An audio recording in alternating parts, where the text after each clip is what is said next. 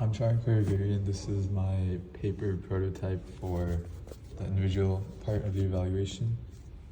So this is a prototype for the Money Parse app, and these are my user stories and user profiles.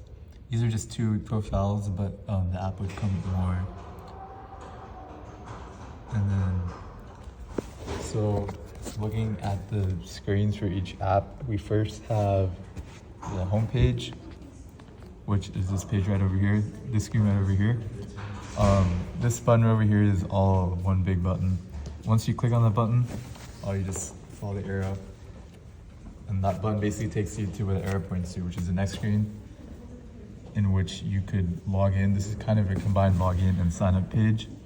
So if you have an account, you enter your email and password, or if you want to sign up for the first time, you enter your email, your password, and then you confirm your password again. And then if you have an account and you forgot your password, you just click forgot password, and then it will send you an email to the email registered for the email that you typed in up here.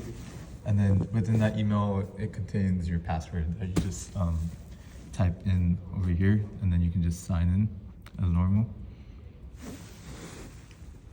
All right, so once you are logged in, the first page that pops up by default is a transactions page.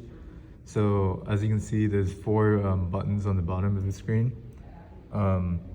Each of these buttons is a different menu page.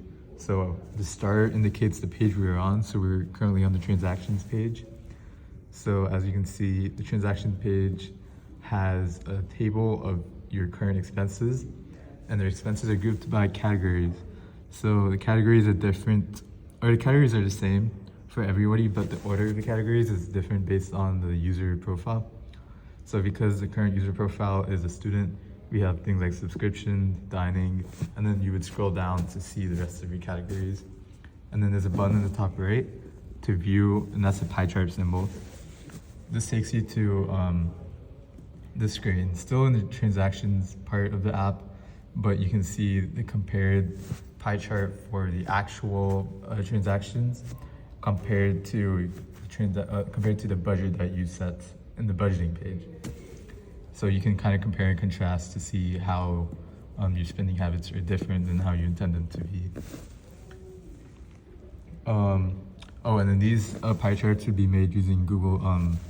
On the developer side, there would be calling a request to the Google, let me find the name real quick, but it would be the Google's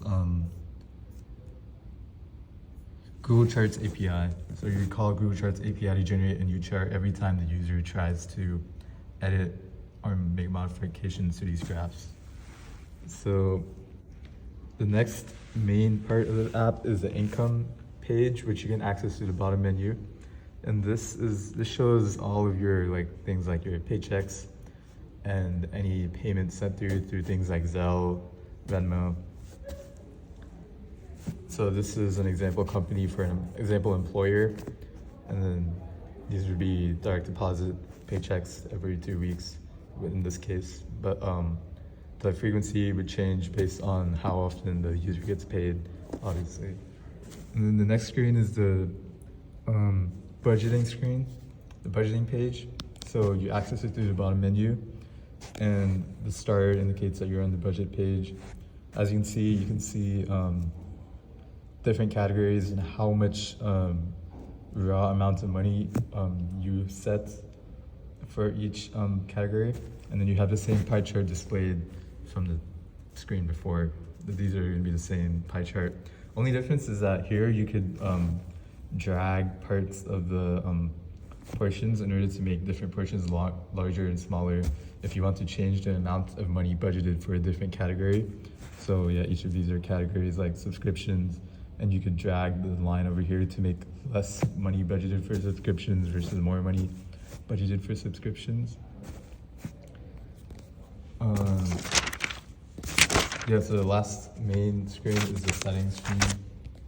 As you can see, here's where you can control things like the app's appearance, like dark mode, and then the user profile. User profile is a drop down, so you click this button over here, and it shows you a drop down of different user profiles like student, parents, or retired person, etc. And then there's also the option to connect to a bank. So here you would type in your bank's routing number and then you would click, this is connect. So you click connect, and then based on your routing number, it will open up the appropriate sign-in page for the bank associated with that number.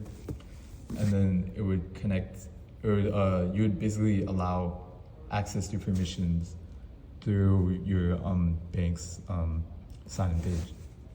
And then that allows you to view your transactions on our app over here.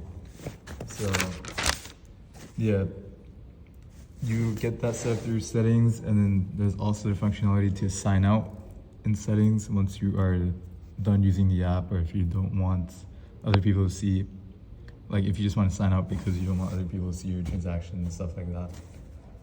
So yeah, this would be, this is assuming that a user is accessing the website through their phone, because the screens are displayed in a vertical format. But if you were to use it through a laptop website, it would be similar screens, just wider